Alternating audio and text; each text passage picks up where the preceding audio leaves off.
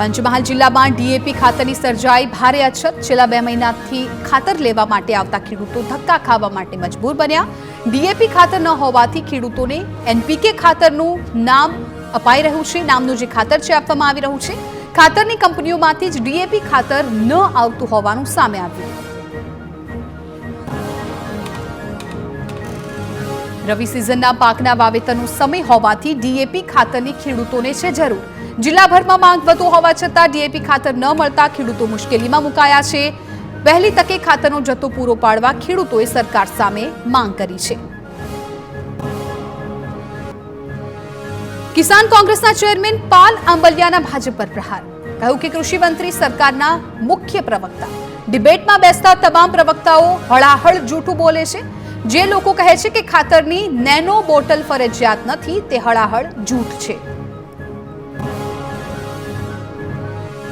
ધ્રોલ તાલુકાના કોંગ્રેસ પ્રમુખે જાતે જઈને ખાતર વિક્રેતાઓનો વિડીયો બનાવ્યો. ખાતર વિક્રેતા વિડીયોમાં બિલ સાથે કહે છે કે અમને ફરજિયાત નેનો આપવામાં આવે છે. સરકાર નેનો ખાતર બાબતે જૂઠાણું શા માટે ફેલાવે છે તે મોટો સવાલ. ગીર સોમનાથના કોડીનાર માર્કેટયાર્ડમાં ખેડૂતોને ફરી હોબાળો. મગફળી સહિતના કૃષિ પાકના યોગ્ય ભાવ ન મળતા હોબાળો થયો. ભાવ ન મળતા ફરી એકવાર યાર્ડમાં ખેડૂતોએ હોબાળો કરીને હરાજી બંધ કરાવી. શનિવારે પણ ખેડૂતોએ હોબાળો કર્યો હતો, જે બાદ આજે ફરી માર્કેટયાર્ડમાં ખેડૂતોએ હરાજી બંધ કરાવી. રાજકોટના ગોંડલ માર્કેટયાર્ડમાં મરચાની સિઝનની સૌપ્રથમ આવક થઈ. મુહૂર્ત ખરીદીમાં જ મરચાની ભારીનો રેકોર્ડ બ્રેક. 23,000 રૂપિયા સુધીનો ભાવ બોલાયો, જ્યારે હરાજીમાં મરચાના પ્રતિ મણ 3,000 થી 6,000 રૂપિયા સુધીના ભાવ બોલાયા. અંદાજે 3500 થી 4,000 ભારીની આવક થતા માર્કેટયાર્ડ મરચાની ભારીઓથી ઉભરાઈ ગયું. મુહૂર્ત ખરીદી સમયે મરચા ભરેલા વાહનોની યાર્ડ બહાર લાઈનો લાગી. માર્કેટયાર્ડના ચેરમેન પણ ખેડૂતોને મરચાનો પાક સૂકવી યાર્ડમાં લાવવા અપીલ કરી, જેથી વધુ સારો ભાવ મળે. ગોંડલ પંથકમાં વિવિધ જાતના મરચાનું થાય છે ઉત્પાદન, જેમાં રેશમ પટ્ટો, ઘોલર મરચું, રેવા, ઓજસ અને દેશી મરચું છે પ્રખ્યાત.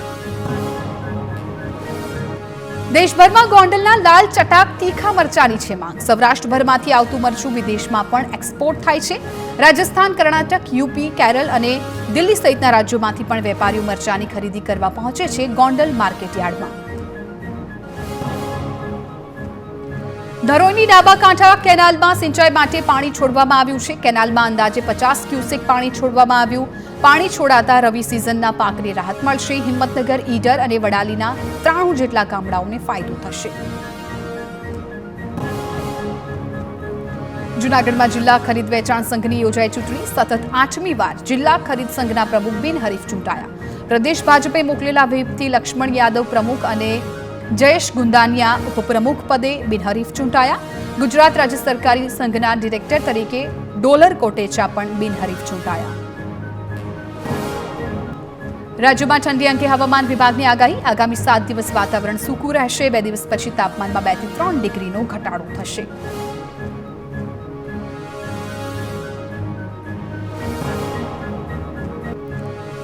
તો અમદાવાદ શહેરમાં રાત્રિનું તાપમાન 19 ડિગ્રીની આસપાસ નોંધાયું છે. નલિયામાં 15 અને ગાંધીનગરમાં 16 ડિગ્રીની આસપાસ તાપમાન.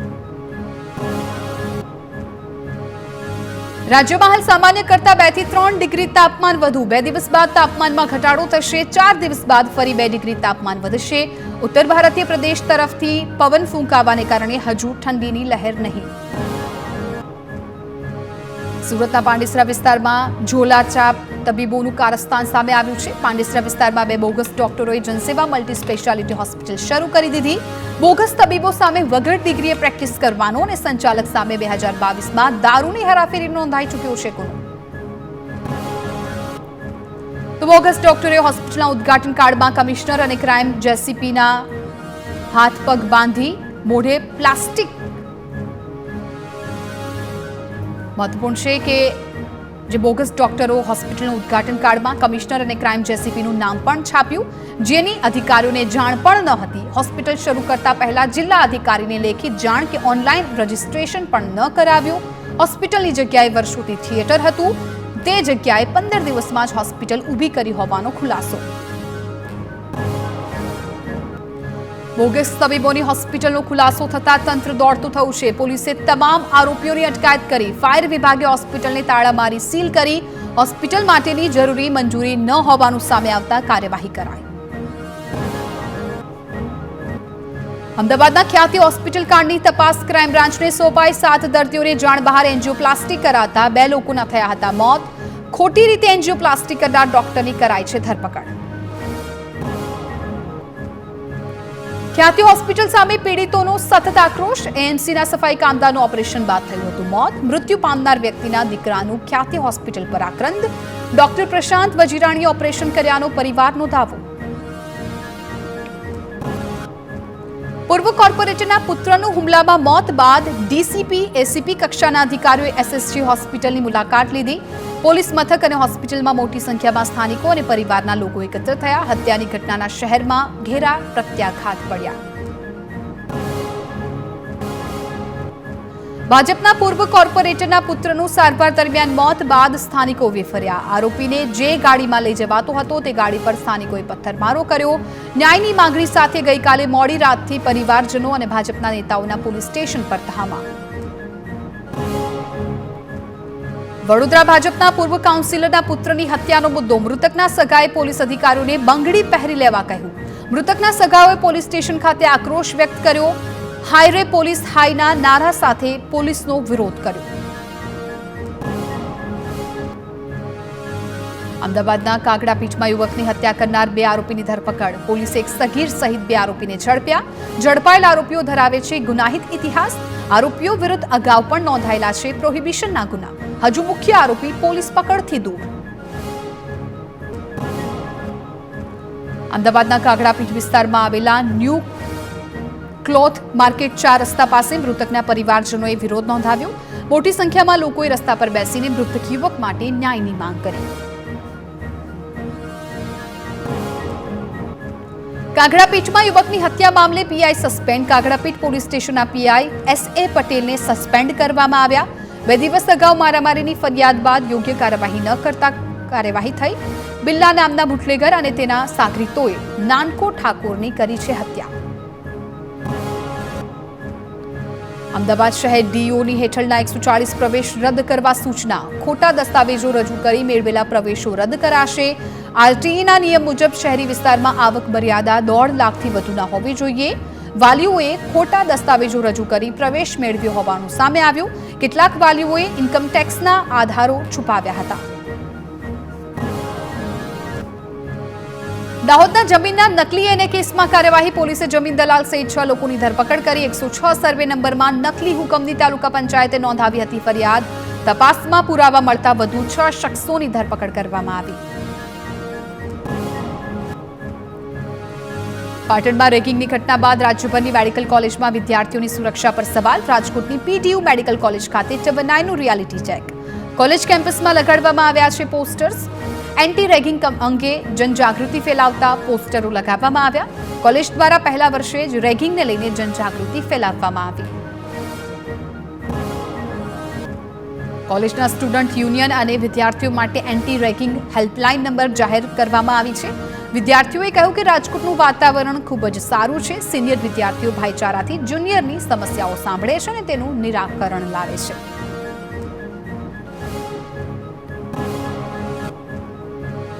તો પાટણ કોલેજમાં વિદ્યાર્થીની રેગિંગની ઘટનાનો મુદ્દો. Veer Narmad South Gujarat University alert.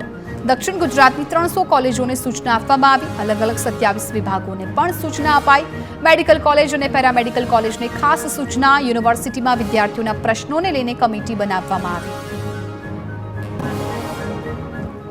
રાજકોટની સૌરાષ્ટ્ર યુનિવર્સિટીએ પીએચડી પરીક્ષાની ફીમાં કર્યો છે ઘટાડો. 1500 રૂપિયામાંથી 800 રૂપિયા ફી નક્કી કરવામાં આવી. વિદ્યાર્થી સંગઠનોના વિરોધને અંતે ઝૂકી યુનિવર્સિટી. અગાઉ 500 રૂપિયાની ફી વધારીને 1500 રૂપિયા કરવામાં આવી હતી. રાજકોટમાં ડેપ્યુટી મેયર અને રેસ્ટોરન્ટ માલિકની બબાલ બાદ સમાધાન. પોલીસમાં બંને પક્ષોએ ફરિયાદ ન કરવાનું જણાવ્યું. રેસ્ટોરન્ટ માલિકના જણાવ્યા અનુસાર એક ગ્રાહકના બિલના રૂપિયા મુદ્દે થઈ હતી માથાકૂટ. ડેપ્યુટી મેયર નરેન્દ્રસિંહ જાડેજાએ સોશિયલ મીડિયામાં પોસ્ટ કરી મારામારી ન થઈ હોવાનો દાવો કર્યો. સુરત એરપોર્ટ પર રવિવારે એર ઇન્ડિયાની ફ્લાઇટના લેન્ડિંગમાં મુશ્કેલી પડી. 30 મિનિટ સુધી વિમાન આકાશમાં ફરતું રહ્યું. એરપોર્ટ પર લેન્ડિંગના 2 પ્રયાસ નિષ્ફળ રહ્યા. ત્રીજા પ્રયાસે ફ્લાઇટનું સફળ લેન્ડિંગ થયું. વેસુ બાજુથી રનવેની પ્રારંભિક લેન્ડિંગના પ્રયાસને કારણે ટચ એન્ડ ગોની સ્થિતિ સર્જાઈ. નકલી જજ બનીને લોકોને ઠગનાર મોરિસ સેમ્યુઅલ ક્રિશ્ચિયનને કોર્ટમાં રજૂ કરાયો. કોર્ટે મોરિસને 21 નવેમ્બર સુધી રિમાન્ડ પર મોકલ્યો. મોરિસે એએમસીની જમીનનો ખોટી રીતે એવોર્ડ પસાર કર્યો હોવાનો આરોપ છે. અન્ય કેટલાક એવોર્ડ પસાર કર્યા તે અંગે તપાસ. અમરેલીના ખાંભામાં સાધુને માર મારવા મામલે જ્યોતિનાથ બાપુનું નિવેદન. કહ્યું કે આ પ્રકારના કૃત્યોથી સનાતન ધર્મ લજવાયો. ભગુડા નજીકના ભોયરાધારનો વિડીયો વાયરલ થયો હતો. ગિરનારી બાપુ નામના સાધુને અર્જુનગીરી નામના સાધુએ માર માર્યો હતો.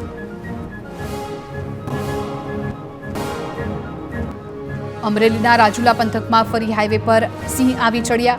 પીપાવાવ પોર્ટ પાસે આંખલાને ઘેરી 4 સિંહ શિકારનો પ્રયાસ કરતા નજરે પડ્યા. આંખલા પાછળ સિંહોએ દોટ મૂકતા હાઈવે પર થોડીવાર માટે વાહન ચાલકો પણ થંભી ગયા. સ્થાનિકે સમગ્ર ઘટના મોબાઈલમાં કેદ કરી હોવાનો વિડીયો વાયરલ.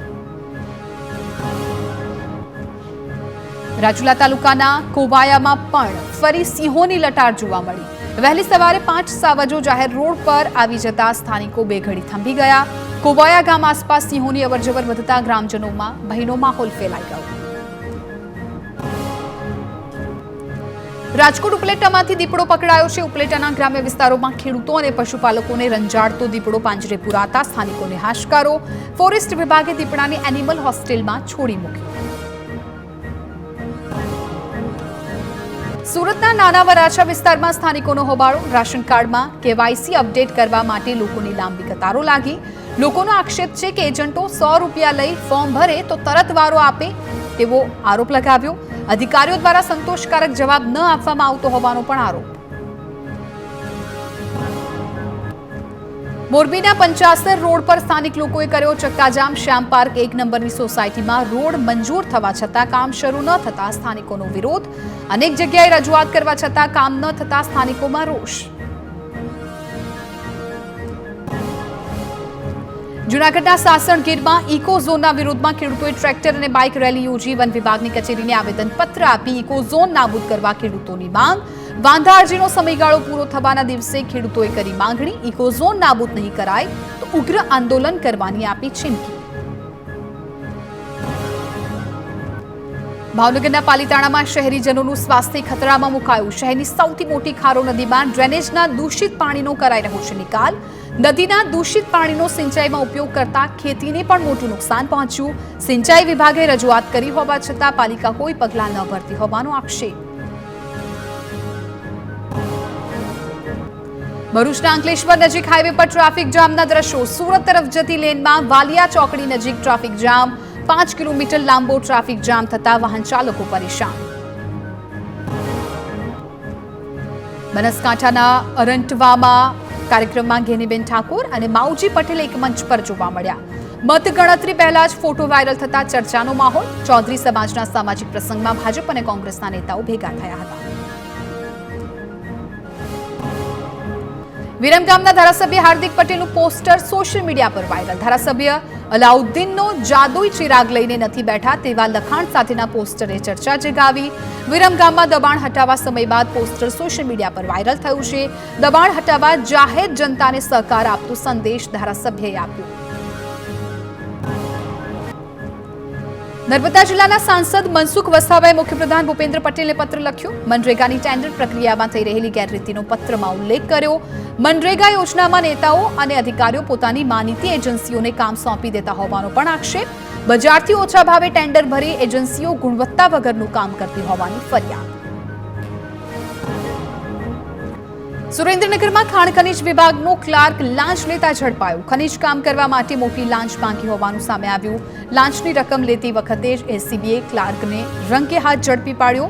એસીબીએ લાંચિયા ક્લાર્કની અટકાયત કરી પૂછપરછ હાથ ધરી. ભાવનગર એસપી હર્ષદ પટેલ દ્વારા મોટી કાર્યવાહી. તપાસમાં બેદરકારી બદલ એ ડિવિઝન પોલીસ મથકના ડી સ્ટાફનું એસપીએ કર્યું વિસર્જન અને પીઆઈને પણ લીવ રિઝર્વમાં મૂકી દીધા. હથિયાર સાથે ઝડપાયેલ શખ્સની તપાસમાં બેદરકારી દાખવતા કાર્યવાહી. પૂર્વ કચ્છમાં થયેલી મંદિર ચોરીનો ભેદ ઉકેલાયો. રાજસ્થાનથી 6 આરોપીઓની ધરપકડ કરવામાં આવી જ્યારે 2 આરોપીઓ ફરાર થયા. પકડાયેલા આરોપીઓએ 30થી વધુ મંદિરોમાં ચોરી કરી હતી. પોલીસ તપાસમાં ખુલાસો થયો. સુરતમાં યાન ખરીદ્યા બાદ આરોપીએ આચરી છેતરપિંડી 6 વેપારીઓ પાસેથી 1 કરોડનું યાન ખરીદી જોબ વર્કનું કામ કરાવી પૈસા આપ્યા ન હતા. સમગ્ર મામલે ફરિયાદ નોંધાતા પોલીસે 2 આરોપીની ધરપકડ કરી. બાબા સિદ્દીકી હત્યા કેસની તપાસનો રેલો ગુજરાત પહોંચ્યો. મુંબઈ ક્રાઇમ બ્રાન્ચે પેટલાદના એક શખ્સની અટકાયત કરી હોવાની માહિતી મળી. પેટલાદના સલમાન વહોરાની મુંબઈથી અટકાયત કર્યાના સમાચાર. આરોપી સાથે આર્થિક વ્યવહાર થયાની આશંકાએ તપાસ. આવતીકાલે પોલીસ સત્તાવાર વિગત જાહેર કરી શકે છે.